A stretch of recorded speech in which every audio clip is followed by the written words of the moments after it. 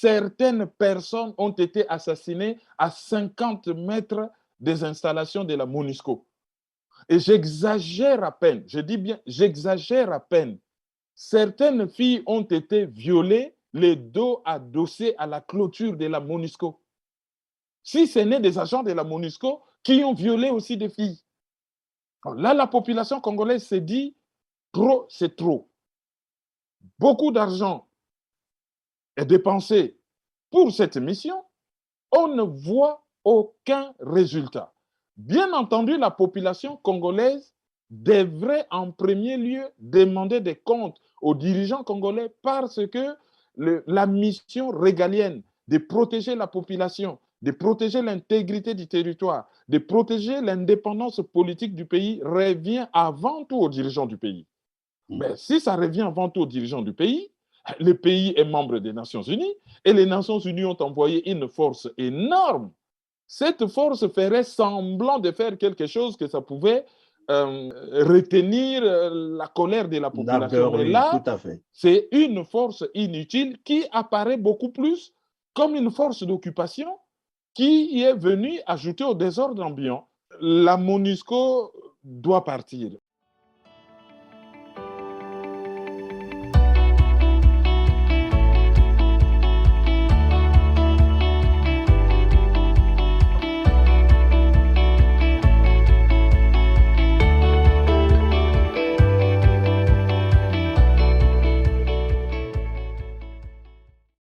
Bonjour Caroline Maïzo, vous êtes journaliste et analyste politique. Merci d'avoir encore accepté notre invitation et surtout votre disponibilité à nous accorder cette nouvelle interview. Bonjour Christian, bonjour à tous. C'est un honneur d'être invité par vous. En tout cas, merci et c'est toujours un plaisir pour nous de vous avoir sur notre plateau. Nous allons donc parler de la crise entre le peuple congolais, de la RDC bien sûr, et la mission onusienne de protection des civils en RDC. Je parle là de la MONUSCO qui, depuis un certain temps, en maille à partie. Mesdames, Mesdemoiselles et Messieurs, merci à vous d'avoir encore choisi TELAIR TV et bienvenue à ceux qui viennent de nous rejoindre pour la première fois sur ce canal d'information. Je suis Christian Perrin.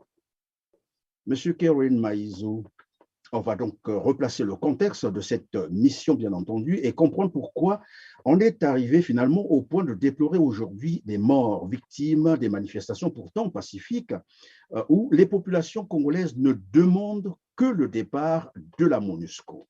Le contexte d'abord de cette mission en RDC. Le contexte, c'est un contexte d'insécurité généralisée. En 1996, le Congo est attaqué. En 1997, ce qu'on a appelé l'Alliance des forces démocratiques pour la libération du Congo, AFDL en sigle, arrive à Kinshasa le 17 mai 1997 avec Laurent Désiré Kabila qui est installé à la tête du pays.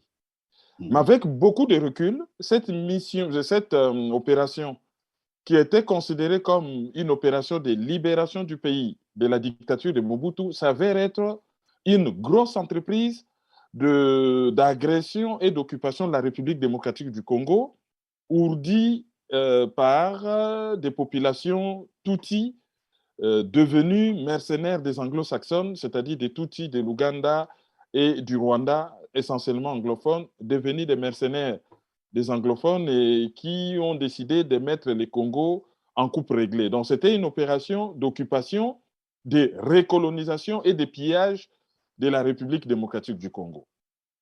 Laurent Désiré Kabila qu'ils ont installé au pouvoir, trouvant ses comparses trop encombrants, ayant un comportement déplacé et arrogant et d'une méchanceté ostentatoire à Kinshasa, a demandé à ses alliés rwandais, ougandais, burundais de rentrer chez eux, essentiellement des Rwandais et des Ougandais.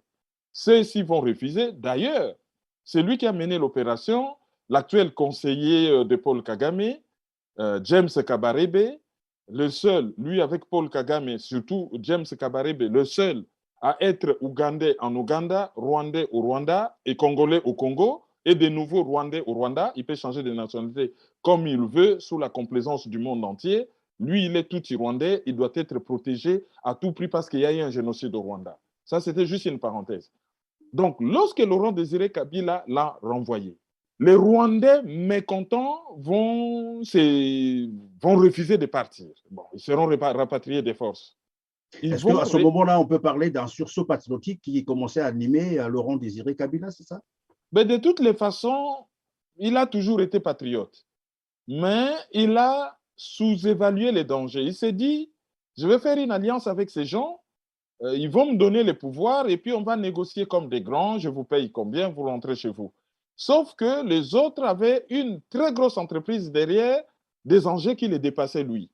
Donc, lorsqu'il les a chassés, c'était en 98, le 2 août, hier donc, les Rwandais vont revenir sous la forme d'une nouvelle agression qu'on a appelée les RCD Goma. Et cette agression a entraîné ce que les médias ont appelé la première guerre mondiale africaine ou la deuxième guerre du Congo. Cette guerre qui a impliqué 9 armées régulières des pays africains et 30 groupes armés. La moitié du pays va être occupée par les Rwandais qui instrumentalisaient un mouvement rwandais mais dirigé par des Congolais, les RCD Goma, Rassemblement des Congolais pour la démocratie. Et l'Ouganda, de son côté, va créer un mouvement de libération dirigé par Jean-Pierre Bemba qui s'appelait le MLC. Alors, pendant tous ces troubles, lorsque le pays a été divisé en 2 parties, il y a eu des négociations qui ont été menées à Lusaka, à Guadolite, Gaborone, Angola, jusqu'au dialogue intercongolais de Sun City qui aboutira à un gouvernement monstre où il y avait un président et 4 vice-présidents avec une constitution qu'on appelle pompeusement la constitution des belligérants. Autrement dit, les Rwandais et les Congolais se sont assis et on a imposé aux Congolais un document qu'on a appelé constitution. Or, nous savons qu'une constitution, c'est un contrat de société des nationaux. Mais lorsque des étrangers gagnent une guerre et vous imposent un document qu'ils appellent constitution, moi j'appelle ça charte de la reddition des Congolais. Avec 2 articles bizarres là-dedans. L'article 10 qui dit globalement, j'exagère à peine, hein, tout juriste peut aller lire, que tout le monde devient Congolais. Ben, est Congolais, toute personne dont le groupe ethnique ou la nationalité a été au Congo en 1960. Autrement dit, s'il y avait des Chinois en 1960 au Congo, ils sont Congolais. L'objectif, c'est faire de tous les Rwandais les Congolais. Et article 217, le Congo peut céder une partie de son territoire au nom de l'unité africaine. Bon, ce sont les 2 articles qui les intéressaient, qu'ils ont placés. Mais pendant cette période, il y avait tellement de troubles que l'ONU a, par la résolution, j'oublie encore le numéro, je crois que c'est 1262 si je ne me trompe, a institué une mission au Congo qui s'appelait la MONUC en 1999. Mission des Nations Unies au Congo, qui deviendra plus tard mission de stabilisation des Nations Unies au Congo. Pourquoi plus tard mission de stabilisation? Parce qu'ils estimaient que dans un premier temps, c'était une mission de paix et ensuite il fallait faire évoluer la mission parce qu'eux, ils pensaient qu'avec une constitution, avec ce qu'ils appellent les institutions, ils pensent que bon, le problème c'est maintenant consolider la paix et stabiliser les institutions. Donc, il fallait migrer de la MONUC à la MONUSCO. À la MONUSCO en 2010. La MONUSCO 2019, 22 000 hommes, c'est-à-dire 19 000 hommes de troupes, un peu plus de 1000 policiers. Apparemment, c'est la plus grande mission onusienne. C'est la plus grande mission onusienne au monde et c'est la plus grande mission de l'histoire des Nations Unies en taille, c'est-à-dire en nombre de personnes impliquées et en budget. 1,5 milliard de dollars au bas mot par an et ils sont installés dans le quartier UP de la Gombe à Kinshasa sur l'avenue des Aviateurs. Bon, il y a quelques mois, ils ont quitté Kinshasa parce que là, ils faisaient quand même scandale. Ils étaient dans des boîtes, ils faisaient du jet ski sur le fleuve. Bon, maintenant, ils ont tout transporté à Goma pour aller travailler à l'est du pays. Donc, leur base arrière devient l'aéroport de Goma. Donc, les contextes, on a rappelé d'abord historiquement comment c'est arrivé. Donc, c'était un contexte d'insécurité généralisée. Et maintenant, alors, oui, allez, je vous en prie, allez-y. Maintenant, les troubles, c'est que après 20 ans, ils n'ont fait que compter les morts. Certaines personnes ont été assassinées à 50 mètres des installations de la MONUSCO. Et j'exagère à peine, je dis bien, j'exagère à peine. Certaines filles ont été violées, les dos adossés à la clôture de la MONUSCO. Si ce n'est des agents de la MONUSCO qui ont violé aussi des filles. Là, la population congolaise s'est dit, trop, c'est trop. Beaucoup d'argent est dépensé pour cette mission, on ne voit aucun résultat. Bien entendu, la population congolaise devrait en premier lieu demander des comptes aux dirigeants congolais parce que la mission régalienne de protéger la population, de protéger l'intégrité du territoire, de protéger l'indépendance politique du pays revient avant tout aux dirigeants du pays. Mais si ça revient avant tout aux dirigeants du pays, le pays est membre des Nations Unies et les Nations Unies ont envoyé une force énorme. Cette force ferait semblant de faire quelque chose que ça pouvait retenir la colère de la population. Mais oui, là, tout à fait. c'est une force inutile qui apparaît beaucoup plus comme une force d'occupation qui est venue ajouter au désordre ambiant. Alors, pour que Oui, les choses évidemment, deviennent puisque claires, il vous faut parlez, écarter la MONUSCO. vous parlez de la plus grande force, évidemment, la plus grande mission des Nations Unies au monde qui, aujourd'hui, évidemment, vous l'avez dit, est plus de 20 ans plus tard. On compte d'ailleurs les victimes de toute façon à l'est du Congo. On sait que c'est entre 6 et 10 millions de victimes. Et tout cela se passe sous le silence total, j'allais dire, de la communauté internationale, sinon des Nations Unies. Comment expliquer finalement ce silence? Qu'est-ce qui peut expliquer cela, cette complaisance finalement? Oui, déjà pour le bilan, un rappel, la première guerre, disons, première guerre mondiale africaine a fait presque 200 000 morts directs et 5 millions de morts, morts des maladies, parce que tous les systèmes de santé ont été désagrégés, on a transmis le sida volontairement à certaines personnes, les gens dormaient à même le toile dans des forêts, c'était la totale des épidémies. Bon, voilà. Donc, c'était déjà de 1998 à 2002, il y avait 5 millions de morts selon les rapports des experts des Nations Unies, qu'on appelle les rapports mapping. Et puis, si vous faites des projections mathématiques, parce que la situation ne s'est pas améliorée, avec régulièrement le même nombre de morts depuis 2002 jusqu'à aujourd'hui, si vous faites vraiment de bonnes projections mathématiques, vous voyez qu'on est au-delà de 10 millions de morts. Alors, le silence se justifie s'explique, pardon, pourquoi. Parce que la guerre du Congo, c'est une guerre de prédation. Le Congo, c'est une des plus grandes, sinon la plus grande réserve de matières premières au monde. Ces matières premières que les États-Unis ont considérées depuis 1967 comme étant, certaines matières, comme étant des produits stratégiques, s'il vous plaît, pour la sécurité intérieure des États-Unis. Les matières premières congolaises, mais produits stratégiques pour la sécurité intérieure des États-Unis. Les États-Unis, c'est les grands Manitou au niveau des Nations Unies. Le siège se trouve à New York. C'est le plus gros contributeur et c'est un des membres permanents avec droit de veto. Et là-dedans, il a ce qu'on appelle les Five Eyes, donc les pays anglophones, le Canada, la Grande-Bretagne, l'Australie et la Nouvelle-Zélande. Bon, l'Australie et la Nouvelle-Zélande appartiennent déjà à la couronne britannique, clairement. Bon, le Canada est dirigé, entre guillemets, dirigé symboliquement, la reine d'Angleterre et les reines. Donc, ces pays puissants, je vous signale que le Canada, la bourse de Toronto est la plus grande bourse au monde de sociétés minières. Donc, vous avez les États-Unis, la première puissance militaire et économique du monde qui a besoin de matières premières du Congo. Vous avez le Canada qui est ou qui abrite la plus grande bourse des matières premières au monde. Vous avez la Grande-Bretagne, d'où est partie toutes ces populations qui dirigent aujourd'hui le Canada, les États-Unis, l'Australie, la Nouvelle-Zélande, et bien entendu la Grande-Bretagne. Vous avez l'Australie, qui est une des plus grandes puissances minières au monde. Et lorsqu'on parle de ces populations anglo-saxonnes, leur reine, c'est la reine d'Angleterre, qui est d'origine allemande.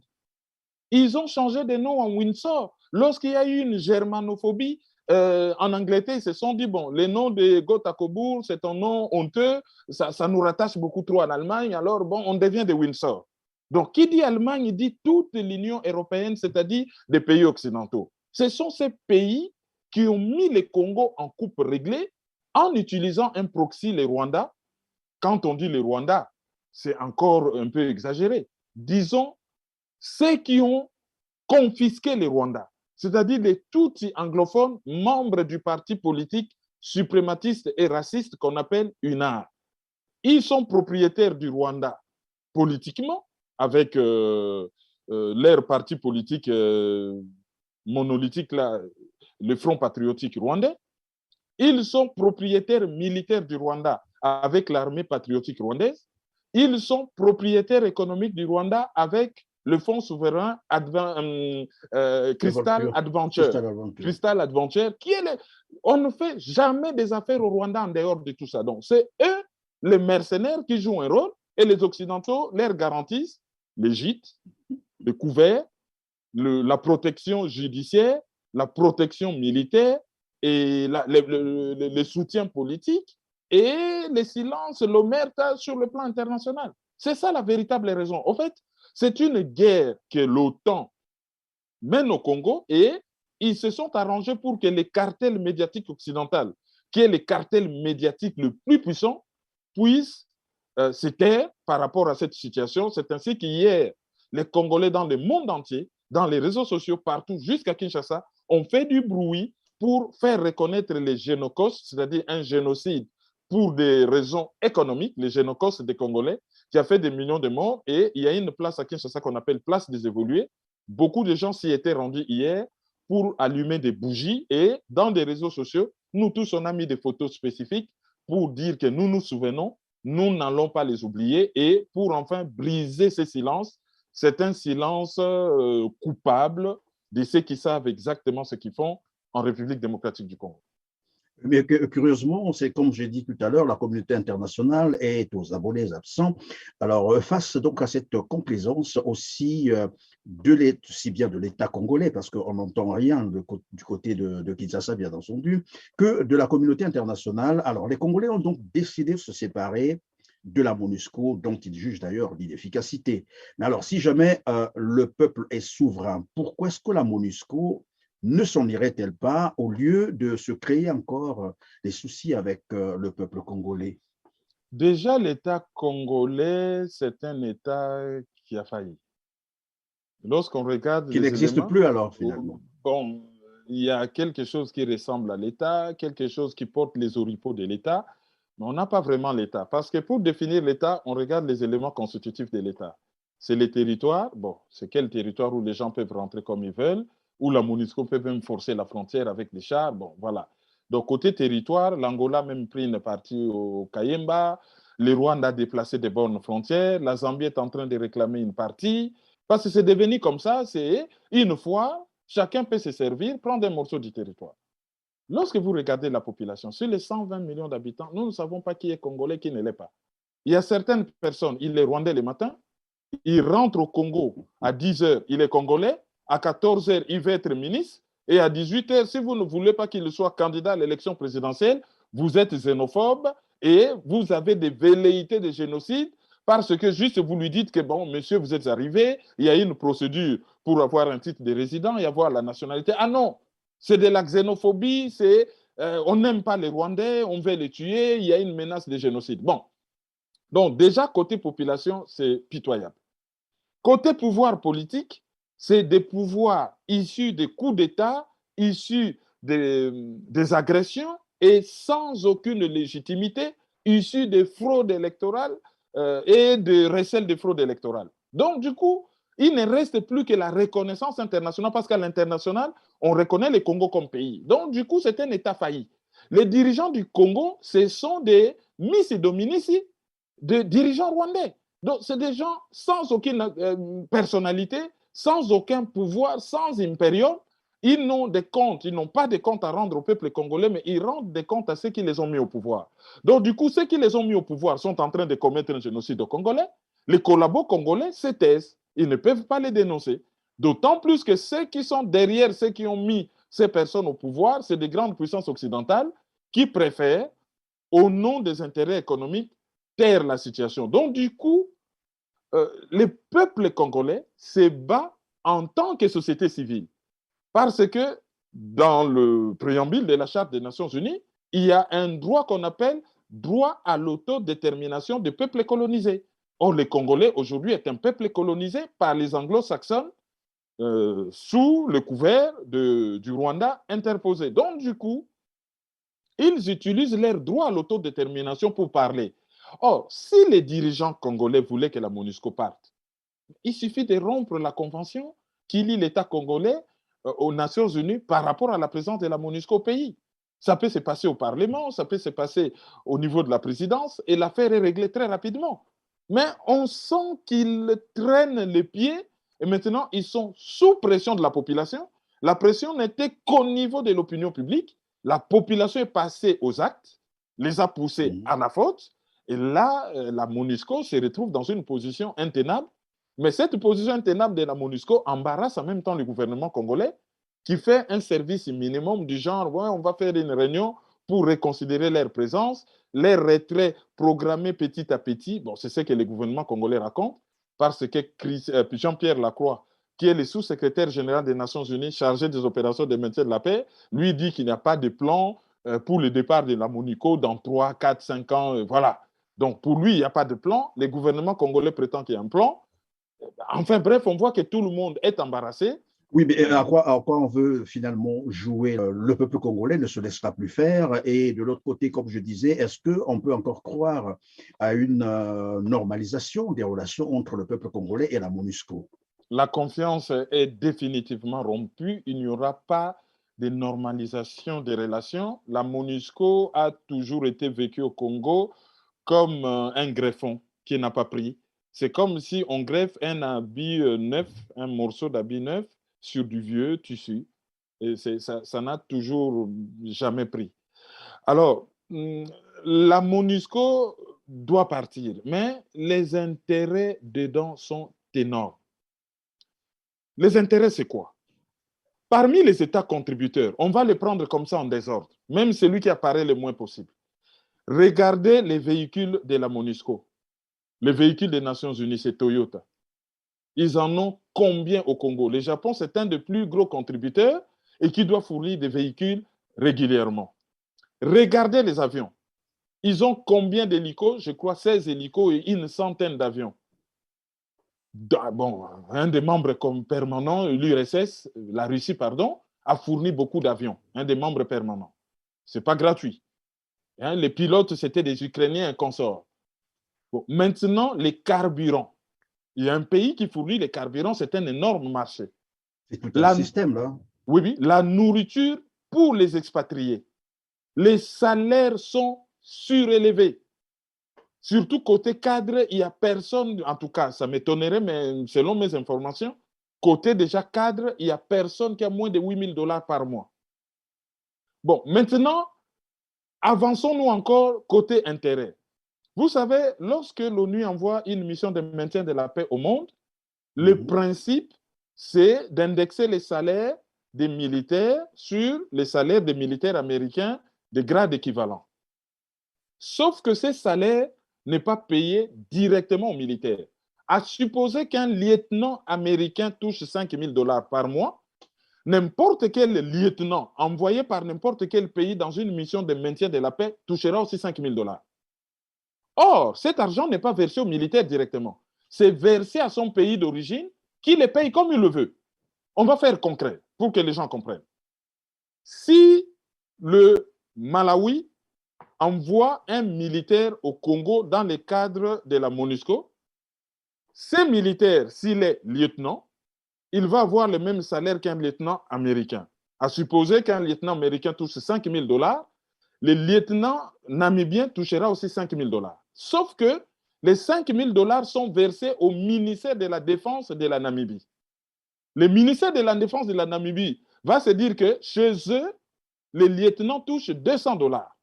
Mais comme il est allé à l'étranger, bon, on va lui donner peut-être le double, en se disant, bon, sa femme, son épouse, sa famille va toucher $300 et lui-même sur place là-bas au Congo, il va toucher $300, ça va faire $600. $4 400, c'est la Namibie qui en bénéficie. Donc, tous ces pays qui ont envoyé des troupes, ils se font beaucoup d'argent versé à leur pays d'origine par l'ONU et les pays d'origine payent les militaires selon leur barème de salaire et selon leurs intérêts. Qui les paye pas, en principe, ça ne concerne même pas l'ONU.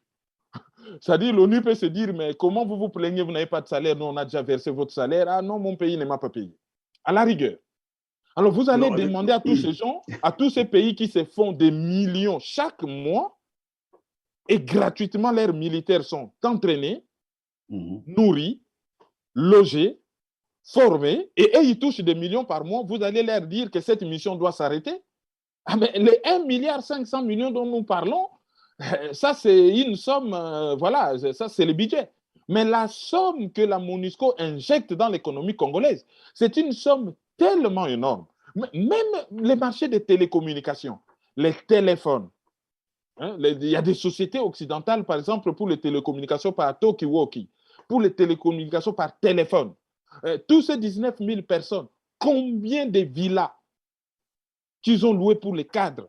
Et ils ont fait exploser les marchés de l'immobilier au Congo, mais à un niveau terrible. Même le marché de la prostitution. Des filles qui prenaient $10 commencent à exiger $50 parce que les gens de la MONUSCO payaient $50. Je vais vous donner un exemple qui va peut-être vous choquer. Nous sommes journalistes. À l'époque, au Congo, la plupart des journalistes, les salaires tournaient autour de $200. Quand la radio de la MONUSCO, donc Radio Okapi, la radio de l'ONU, a ramené des salaires de $1,000, ça soulevait un tollé. Certains dirigeants de radio ont commencé à dire, ouais, mais les journalistes, ils commencent à vous prendre comme modèle. Ce qui fait que tous ceux qui ont été embauchés à Radio Okapi, après une certaine année, on ne les embauchait plus avec ces salaires-là. On les embauchait avec des salaires, je vais dire, médians. C'est-à-dire, pas surélevés comme l'ONU voudrait payer, mais pas aussi trop bas pour ne pas avoir le même niveau que les autres Congolais, mais pour ne pas choquer, voilà, c'est pas 1000, c'est pas 200, mais bon, 500, c'est déjà un peu mieux pour couper la poire en deux. Voilà le genre d'arbitrage où on en est arrivé à cause de la présence de la MONUSCO au Congo, dont les intérêts sont énormes et ils ne veulent pas partir. Et la population en a ras-le-bol. À part ceux qui ont du boulot, qui sont chauffeurs, sentinelles et tout ça, dactylographes et qui travaillent ou qui viennent fournir de temps en temps de petites choses. Parce que même l'eau qu'ils boivent, ça vient d'ailleurs. Hein. Il y a même tout un marché de l'eau à boire. Évidemment, vous dites que la MONUSCO doit partir, mais les intérêts sont trop costauds. Ils sont trop grands pour partir, et vous l'avez d'ailleurs développé tout à l'heure. Alors, vous savez également qu'en diplomatie, chaque mot compte hein, et a une signification. Vous avez probablement suivi Ned Price, le porte-parole du département d'État américain, qui a demandé aux autorités locales de la RDC et nationales de la RDC d'assurer la protection des sites, disait-il, du personnel de la MONUSCO, c'est-à-dire de protéger la MONUSCO, hein, et aux manifestants d'exprimer leurs sentiments de manière pacifique.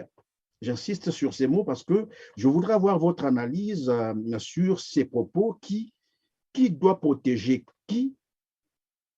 Et surtout, quand Edouard Ned Price demande aux manifestants d'exprimer leurs sentiments de manière pacifique, alors que jusque-là, évidemment, les manifestants n'ont jamais fait usage de la force, ni des armes.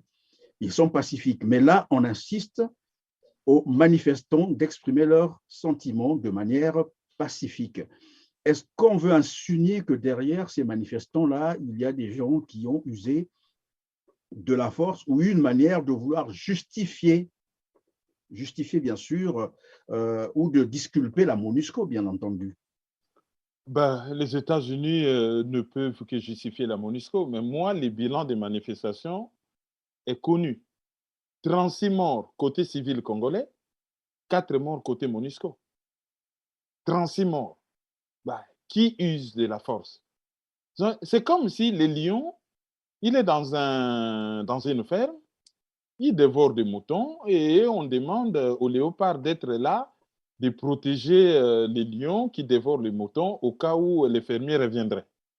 Ça paraît quand même un peu bizarre. La MONUSCO est là pour protéger le peuple congolais.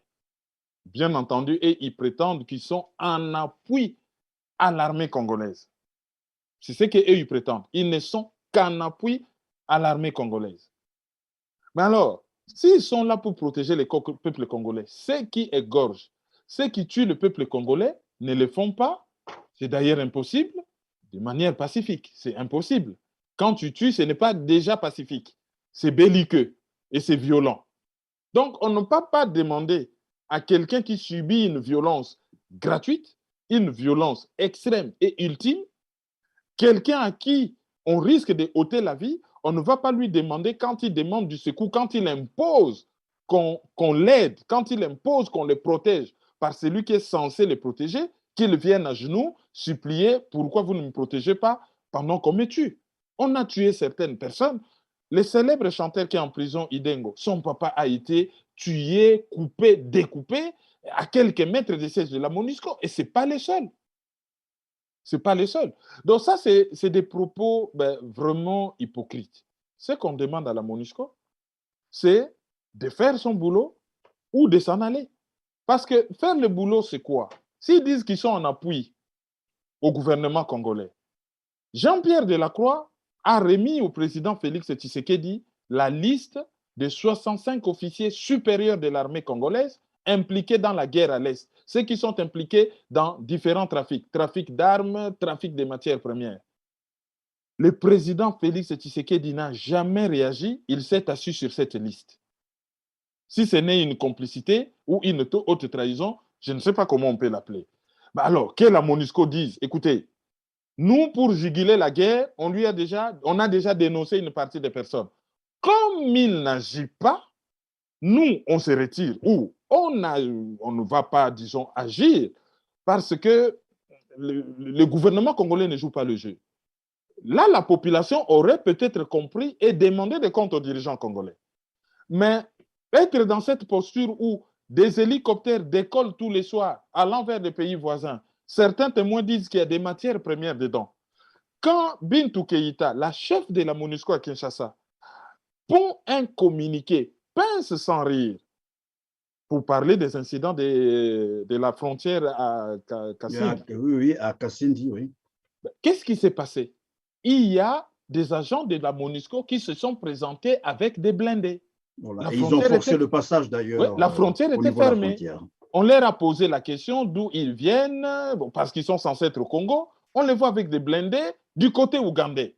Alors, ils ont forcé le passage en cassant la barrière, en roulant dessus et en tuant des gens. Ils ont tiré sur la masse.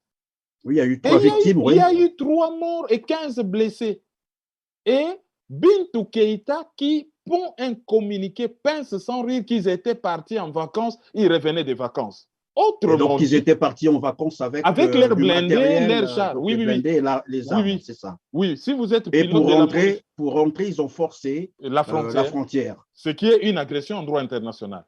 Donc, c'est même une déclaration de guerre, en fait. Si vous êtes de la MONUSCO, vous êtes pilote d'hélicoptère, vous voulez partir en vacances, vous partez avec l'hélico. Si vous voulez partir en boîte, vous arrivez, vous cherchez une clairière, vous atterrissez avec l'hélico, vous rentrez en boîte. Si vous la MONUSCO, c'est-à-dire ces soldats de la MONUSCO peuvent aller avec les armes là où ils veulent, sortir même de la RDC avec leurs armes et revenir avec les armes. Oui, ils étaient en vacances avec des blindés, avec des véhicules de transport de troupes. Ils étaient en vacances. Des Tanzaniens en vacances. Bon, ils rentrent, ils cassent la barrière en pays conquis. On ne leur pose aucune question. Et comme des militaires congolais commis à la frontière ont osé leur poser la question, c'est on tire, on tue 3 personnes, on tue 15 personnes. Bon, ils vont émettre des communiqués qui sont outrés. Mais qu'est-ce qu'il y avait dans ces véhicules? Ces véhicules sont sortis où? Pendant combien de temps? Et il y avait quoi? On les soupçonne que chaque fois que des véhicules sortent, il y a du coltan dedans. Et chaque fois que des véhicules rentrent, il y a des armes destinées aux groupes armés. Ça peut être la MONUSCO comme institution, mais si on regarde la mission des Nations Unies, c'est difficile à croire.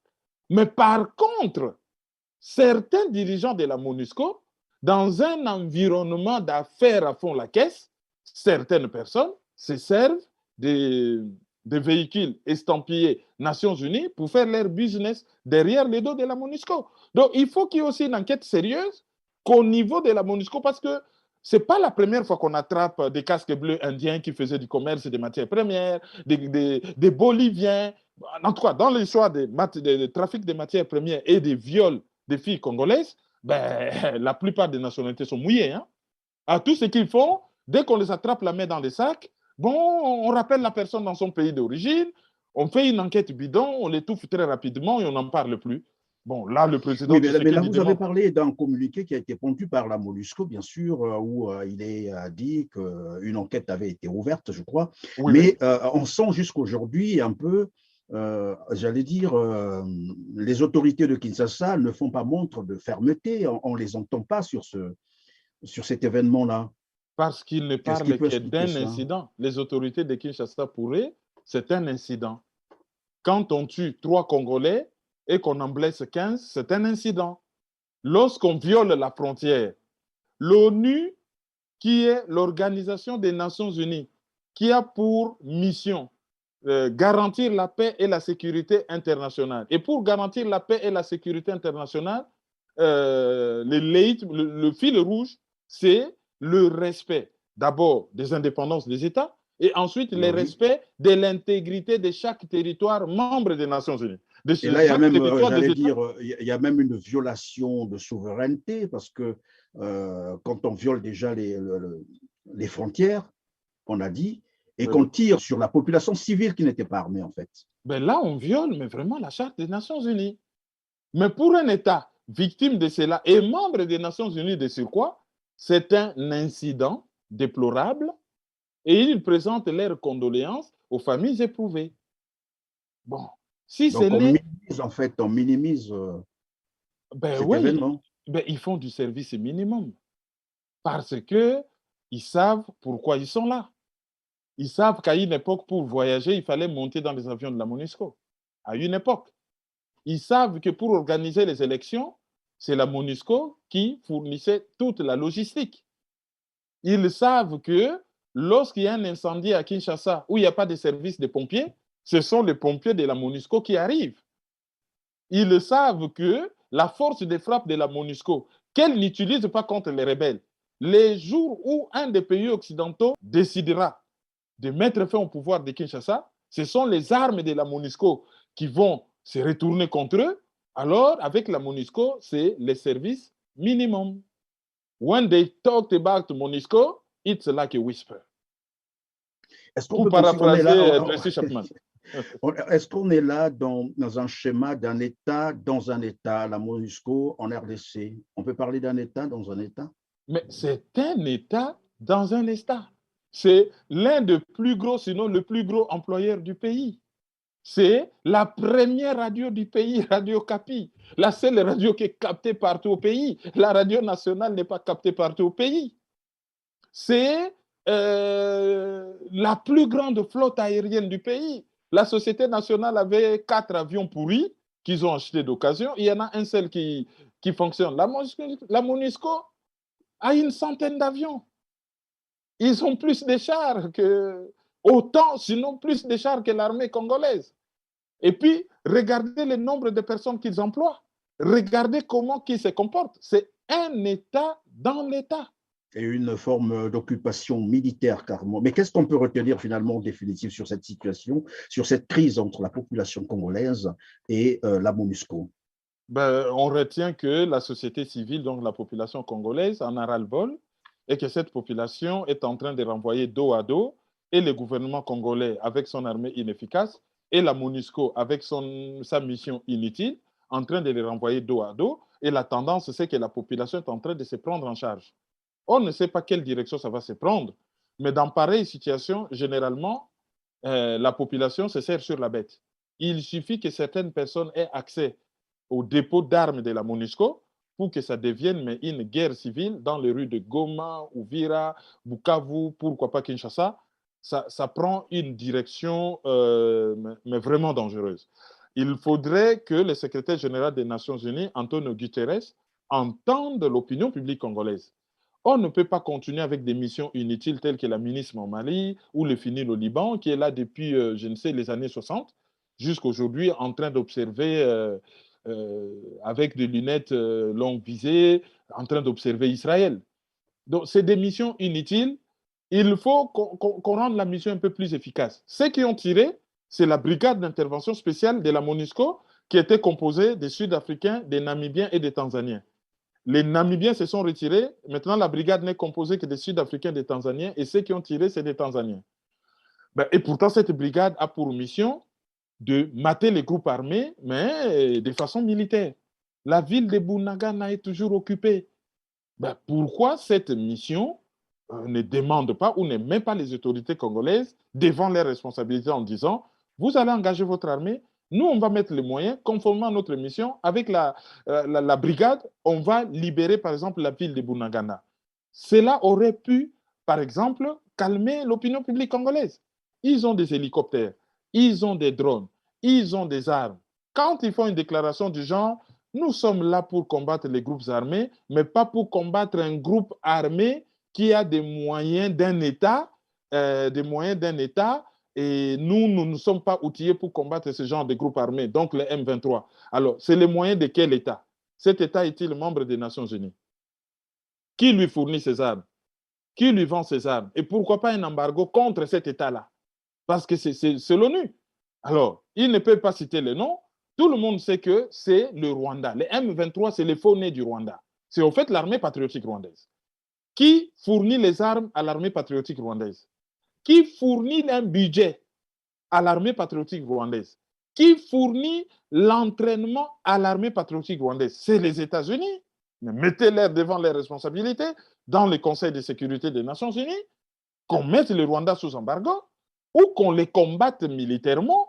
Bon, j'ai vu un député, un sénateur américain, Menendez, qui a écrit, qui est le président de la Commission des affaires étrangères au Sénat, qui a écrit à Anthony Blinken, le secrétaire d'État américain, de reconsidérer les rapports États-Unis-Rwanda parce qu'avec l'argent américain, le Rwanda menace des citoyens aux États-Unis, tue des personnes à l'est de la République démocratique du Congo. En fait, utilise l'argent américain pour des missions qui n'honorent pas l'honneur des États-Unis. On espère de tout cœur qu'Anthony Blinken ou l'administration Biden va suivre les sénateurs pour finalement sanctionner le Rwanda. L'agression a duré assez longtemps. Il y a beaucoup trop de morts. Il y a des crimes contre l'humanité. Il y a un crime de génocide. L'humanité ne peut pas se taire lorsqu'il y a un génocide, lorsqu'il y a un crime contre l'humanité. Et pendant que vous parlez déjà d'Anthony Blinken, qui a d'ailleurs aussi programmé un voyage sur une visite en Afrique où il séjournera après Sergueï Lavrov et Macron, c'est le tour maintenant d'Anthony Blinken qui va se rendre en Afrique. Est-ce que ce sera là aussi l'occasion de voir tous ces aspects de problème? Pourquoi Anthony Blinken arrive en Afrique? Mais lui-même, il est dit clairement, il arrive pour contraindre l'influence russe. Voilà, russe en Afrique. Pourquoi dit-il cela? Souvenez-vous, on a eu une émission où je vous ai dit que Sergueï Lavrov est venu au Congo-Brazza. Pas pour les beaux yeux des Congolais de Brazzaville, mais plutôt pour se retrouver autour de la table où on va servir le festin, c'est-à-dire la République démocratique du Congo. La République démocratique du Congo, c'est une table de festin. Et tout autour de la table, les États-Unis sont assis du côté est, c'est-à-dire sur la chaise qu'on appelle Rwanda, Burundi, Ouganda, même la Tanzanie, ils sont assis là. Bon, certains pays sont assis sur la chaise qu'on appelle Sud-Soudan. Alors, les Russes se sont installés sur la chaise qu'on appelle la République centrafricaine. Mais il y a toute la largeur de la table qui semblait inoccupée. Bon, la France était là, mais ça semblait inoccupé. Donc, les Russes arrivent pour s'installer sur ce flanc-là, tout en sachant que les lusophones et les Américains encore sont assis au sud, du côté de l'Angola, et au sud-est, du côté de la Zambie. Donc, lorsque Sergueï Lavrov arrive, il parle au président Sassou. Ils vont réactiver la commission mixte congolo-russe. Dans la foulée, le Cameroun va aller signer un accord presque secret avec le Russe, un accord de défense. Et dans cet accord, ils ont réactivé des vieux accords qui existaient et la Russie va devoir défendre le Cameroun. Or, le Cameroun, c'est quel pays? C'est le pays le plus développé de l'Afrique centrale. C'est le plus grand port de l'Afrique centrale et un des plus grands ports du golfe de Guinée. Les Français qui sont dans les Sahel avec l'opération Barkhane, ils utilisaient les ports d'Abidjan pour parvenir jusqu'au Mali. Et comme on les a chassés du Mali, ils ont utilisé les ports d'Abidjan pour aller au Niger. Or, dernièrement, ils ont essayé de passer par le Burkina Faso, le Mali, le Niger. Ils ont été conspués partout, c'était violent. Donc, ils ont compris qu'ils ne peuvent plus utiliser le flanc ouest, c'est-à-dire les ports d'Abidjan, pour avoir accès au Sahel. Il ne leur restait plus que le flanc est, c'est-à-dire parce que maintenant la base c'est N'Djamena au Tchad, qui est un pays enclavé. Donc, qui contrôle le port de Douala et le Cameroun contrôle tout ce que les pays occidentaux vont faire sur le Sahel, parce que les matériels militaires rentreront par là. Et apprendre que les Russes aussi arrivent et que les Russes veulent établir un pont depuis le port de Douala, le Cameroun, jusqu'en République centrafricaine, établir un pont, et non seulement jusqu'en République centrafricaine, mais jusqu'au Congo-Brazzaville, lequel pont peut leur permettre de faire venir du matériel lourd en cas de guerre en République démocratique du Congo, et à partir de Douala, arriver en Centrafrique, descendre par le Congo-Brazzaville, atteindre Kinshasa, mais très facilement, utiliser même le fleuve. Les Américains ont compris que la récréation, maintenant, c'est terminé. Qu'est-ce qu'ils ont fait? Ils ont envoyé 3 personnes en Afrique. Ils ont envoyé Madame Greenfield, qui est l'ambassadrice des États-Unis auprès de l'ONU. Ils ont envoyé Samantha Power, qui est l'administratrice de l'Agence de développement américaine, et Anthony Blinken, qui est le secrétaire d'État américain. Ils se sont répandus en Afrique. Mais la personnalité la plus élevée en grade, qui est le responsable de toutes ces personnes, commence par l'Afrique du Sud, qui est l'antichambre des États-Unis en Afrique. Ils viennent au Congo, qui est la réserve des matières premières des États-Unis en Afrique, pour finir au Rwanda, qui est le mercenaire des États-Unis en Afrique. C'est tout dire. Et Lavrov, quand il est venu, qu'est-ce qu'il a fait? Congo-Brazza, Ouganda. Il va en Ouganda, il parle avec Museveni, et Museveni qui dit « Ah, nous, on ne va pas combattre quelqu'un qui ne nous a jamais fait du mal. Mais notre ambition, c'est de faire une grande zone de libre-échange économique, mais où il n'y aura pas seulement une union économique, mais ça sera aussi une union politique et une union militaire. » Autrement dit que cette bande de tous anglophones, qui dirige toute la région et de l'Afrique de l'Est et de l'Afrique centrale, c'est ainsi qu'ils établissent des bases. Souvenez-vous de 22 000 hectares qu'on leur a octroyés au Congo-Brazzaville. Là, le tableau devient de plus en plus clair. On voit dans quelle direction ça s'en va. Donc, les gens se positionnent pour une future guerre en Afrique et dont l'enjeu sera les matières premières de la République démocratique du Congo. Je vous signale que Lavrov a fini en Égypte, un pays très proche des États-Unis, sauf qu'à l'époque de Gamal, l'Égypte a déjà fait une guerre pour le canal de Suez. Ils ont toujours eu une position, je ne dirais pas ambiguë, c'est des velléités de souverainisme dans leur tête. C'est-à-dire, ils se disent, les États-Unis soutiennent l'armée égyptienne, mais l'armée égyptienne peut s'acheter des avions russes. Il y a des velléités d'indépendance vis-à-vis des États-Unis. Et Lavrov l'a compris, il s'est dit, s'il y a un pays où on peut aussi aller bien parler, c'est l'Égypte.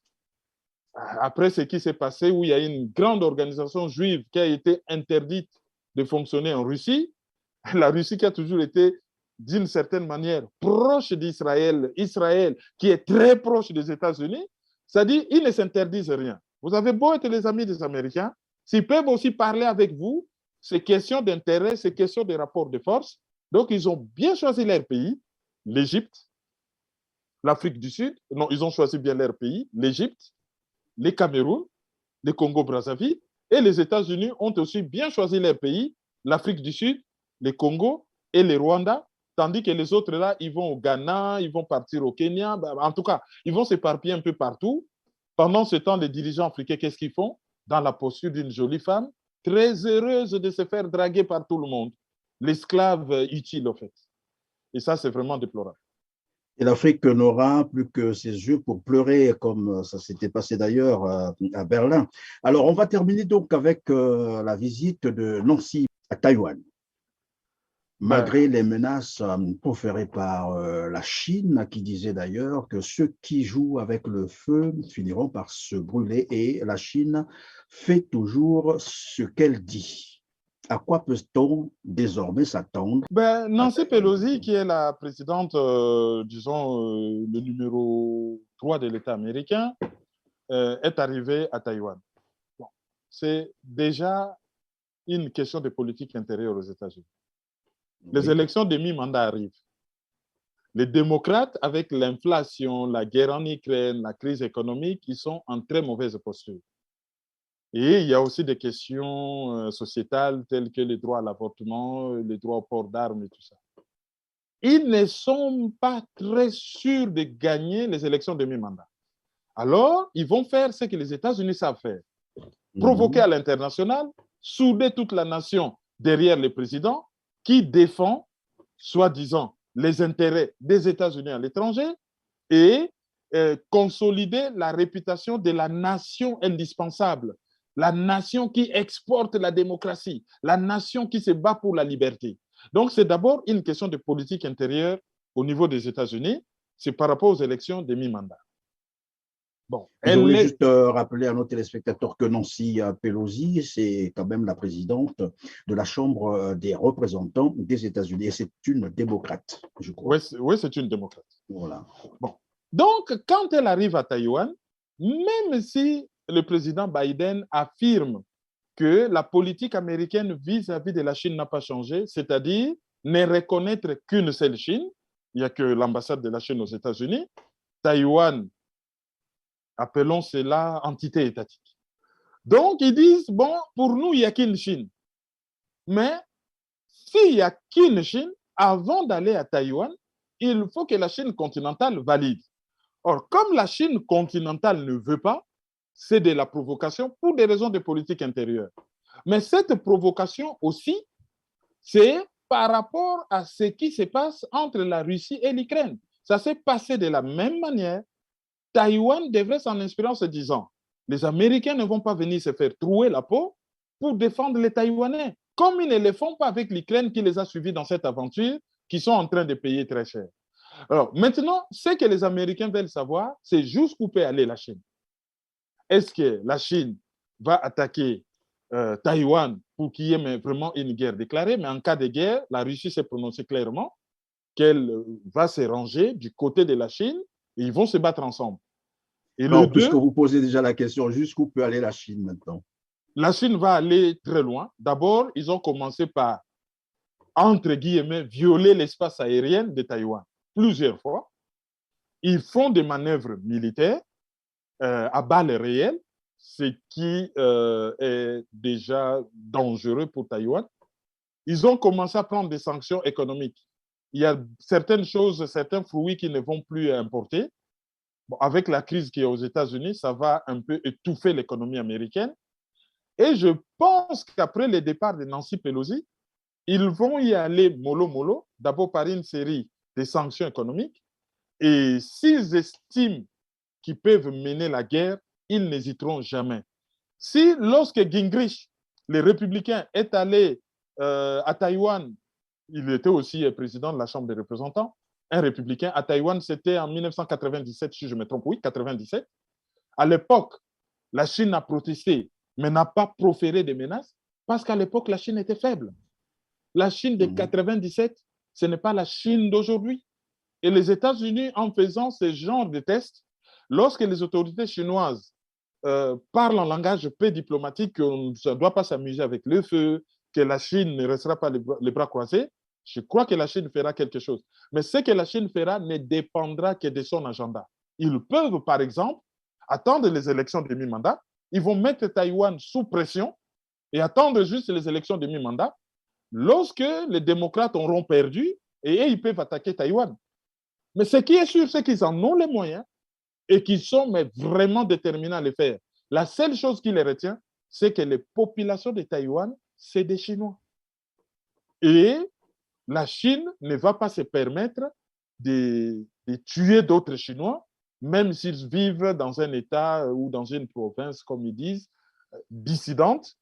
Ils vont y aller mollo mollo pour faire les moins de dégâts possibles, mais ils vont mettre Taïwan sous pression. Ils vont violer leur espace, entre guillemets, espace maritime. Ils vont violer leur espace aérien.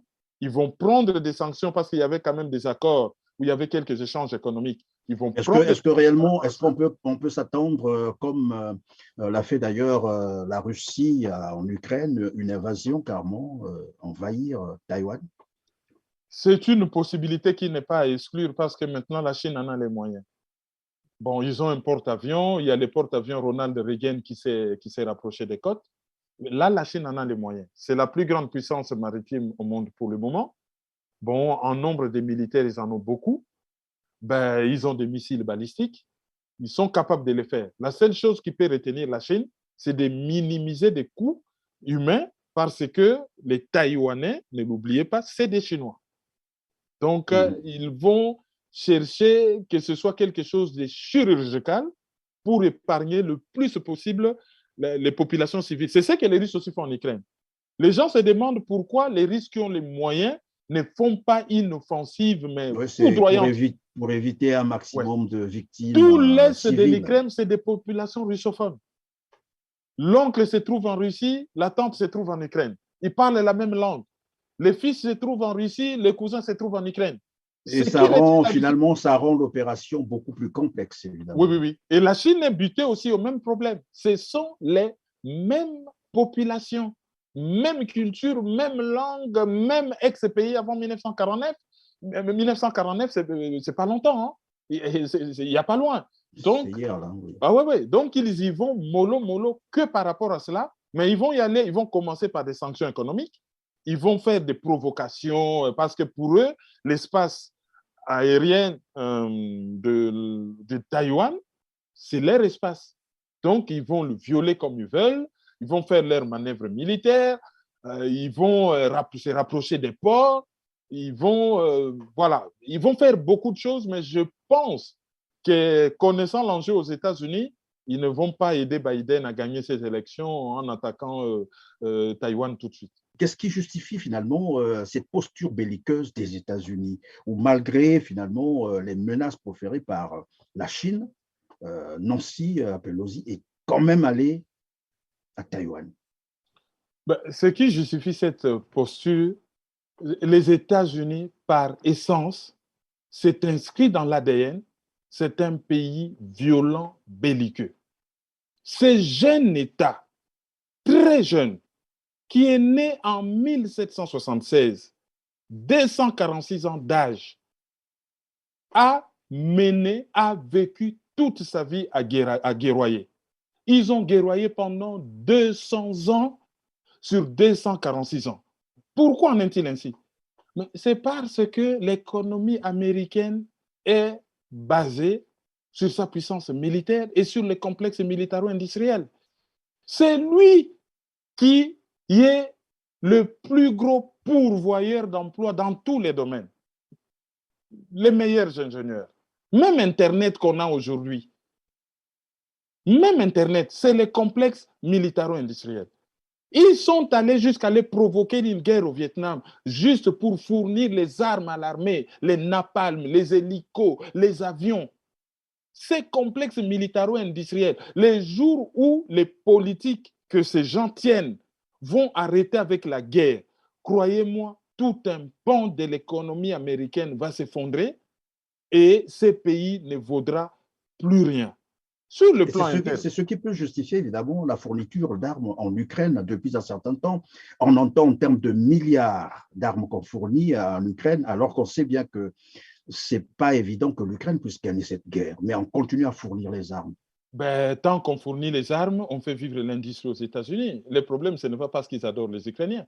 Le problème, c'est parce qu'il y a des gens aux États-Unis qui doivent se remplir les poches. Lorsqu'il y a la famine en Éthiopie, avec $1 milliard, on finit la famine en Éthiopie. Hein. Mais lorsque on va dépenser des sommes astronomiques, quand j'entends des sommes qu'ils sortent pour fournir des armes en Ukraine, la guerre en Irak, on ne dit pas aux gens c'était l'hécatombe pour l'armée américaine. Et heureusement pour eux, ils recrutaient en Amérique latine. Ils vous donnent la nationalité américaine comme chair à canon. Mais en Irak, combien de...